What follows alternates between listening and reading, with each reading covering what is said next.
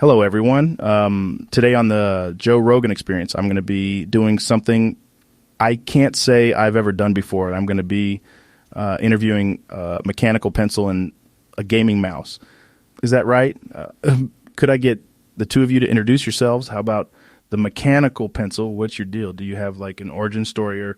So you see, the first mechanical pencil was created in 1906, over 100 years after the first pencil was created. A lot of people ask me, hey pencil, what's your deal? Who are you? Sometimes I don't know what to say, but I usually say that pencils in their most simple essence are an object that can be utilized to transfer information from one's mind onto a sheet of paper through the use of graphite. The way in which this graphite is encased along with the type used combine to create a really unique experience that can be personalized in many different ways. Right. Some of us even go as far as including weights to customize the balance of your pencil, thus making it more suitable to your application. In short, I can be a tool in both senses of the word. You know what I'm saying?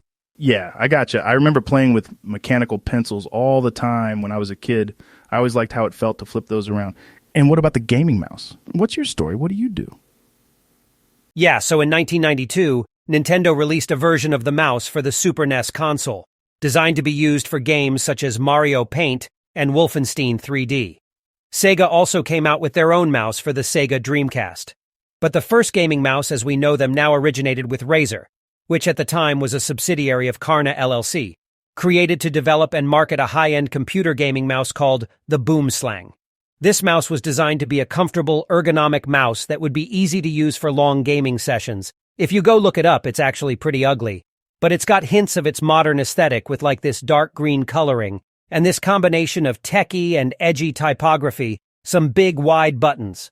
But in 2008, they actually released a nostalgic Boomslang Collector's Edition mouse, and it'd let you customize your mouse settings, so you could do key button bindings and change polling rates to your experiences. Pretty cool. These days, gaming mice come in all sorts of shapes and sizes, and they all kind of look like a spaceship with glowing lights, and they're really round. Some mice even come with more buttons for inputs and like screws that let you adjust the size of the mouse and even weight inserts to change the heft of the mouse. They're pretty cool. Interesting. That's a lot of information there, buddy. I didn't really need to hear about all that, but it seems like you were both evolutions of pre-existing designs, but kind of evolved and taken to the next level to serve the needs of a group. You both mentioned that you can adjust your weight to make it easier for people to use, which is pretty cool. So a mouse and a pencil are used by people everywhere. Those are both very commonplace. What would you say that both your roles in society are overall? I reflect on my role in society a lot. Believe it or not, despite being perceived as a shallow object, I play a much bigger part in people's lives than they realize. I can tell you a lot about the person who uses me as their preference in pencil is a reflection of not only my intended use, but the role of my users in society. For example, an architect might favor a sleek, well-balanced pencil, while a lawyer might favor a more sleek yet less technical pencil. Both of these people represent a well-polished, studied individual, but their preference in pencil is influenced by their personalities, as well as the image they're trying to portray. Interesting. So it seems like different models of mechanical pencils can almost be used as an expression of individuality, which I get. It's like how car guys can tell a lot about each other from the make and models of their cars, or how I can tell a lot about someone by what kind of weed they smoke. What about the mouse? What do you represent to your users, the gamers? Right. Coolness is an inherent element of modern gaming product design, and the mouse is no exception. Gamers love to flex their new mouse, telling their friends about how cool and badass they are. Gaming mice are built for competitive play, and oftentimes companies such as Razer, Logitech, SteelSeries, or Corsair often sponsor esports events, catering to their biggest customer base. They also now come in a wide variety of different colors, and some people make a living off of building and decorating custom computer mice for high-paying customers because people really seem to love decorating their computer stuff. As of now, we're sort of moving with the trend of ergonomic tools, so you'll see some mice coming with grid-like holes in their outer casing to reduce the weight and load of the mouse, and some come in different shapes designed to be more ergonomic for the wrist and hands. Interesting. I guess some things never change. I remember when games were taking off, me and the guys used to love playing Halo in my friend George's mom's basement. I remember it like it was yesterday. It might have been yesterday, actually. I've been stoned off my ass. I like the emphasis on ergonomics here, though. I think that has a lot of potential to make you almost easier to use for folks. I'm curious about what else you guys see yourselves as adding to in terms of value. Could you guys go deeper on that? The sheer amount of creation and ideation I facilitated for people single-handedly makes me gloat from time to time. I think of myself as an all-around player. I can help you share your ideas by transferring them to paper. I allow for society as a whole to not be worried about their mistakes because I allow them to go back, edit, and erase them if need be. I think apart from giving people an avenue for creation, I also represent the idea that it's okay to mess up. You can revise your actions as well.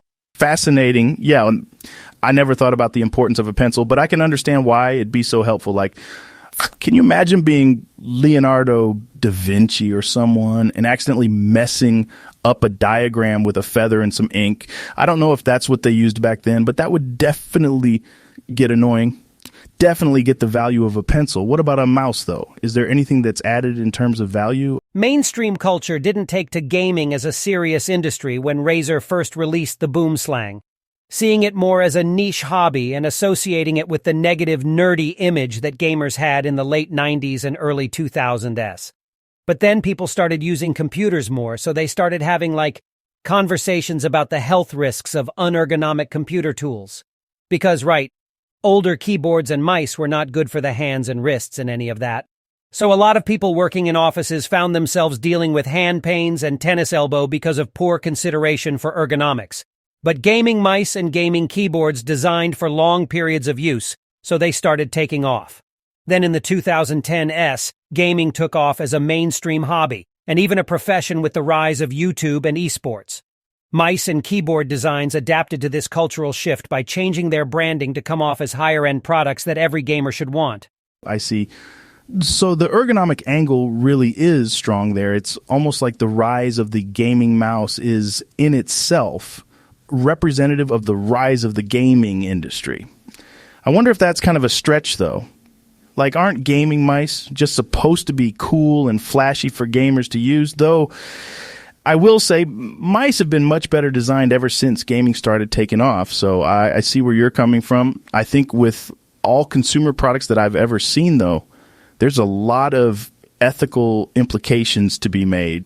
Do the two of you have any considerations to make? One of the biggest concerns I have is that the sheer amount of us being produced and discarded every single year is staggering. The amount of plastics used is ridiculous and detrimental for the environment. Some companies are taking the initiative to create pencil bodies from recycled materials instead of from new plastic or wood. This is a huge step in the right direction, but sometimes buying that pencil that's a little more expensive is worth it. It will last you longer and be less polluting in the long run. At the end of the day, a pencil is a pencil, and what a pencil is up to you. Yeah, product waste is a thing, for sure.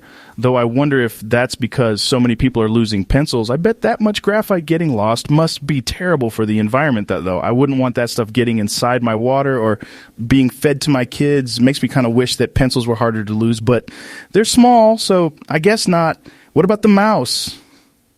What are the trends around your product space? With this trend of mice and other gaming hardware being developed to appeal to gamers, the ethical question of how components for electronics are being sourced. It's a well-known fact that a staggering amount of the cobalt used in hardware comes from mines in Africa that often employ child labor, sometimes forced labor. Apple is the most notable company that's taken steps towards sourcing their materials in more ethical ways. But many companies continue to get materials from distributors that are ethically suspect at best.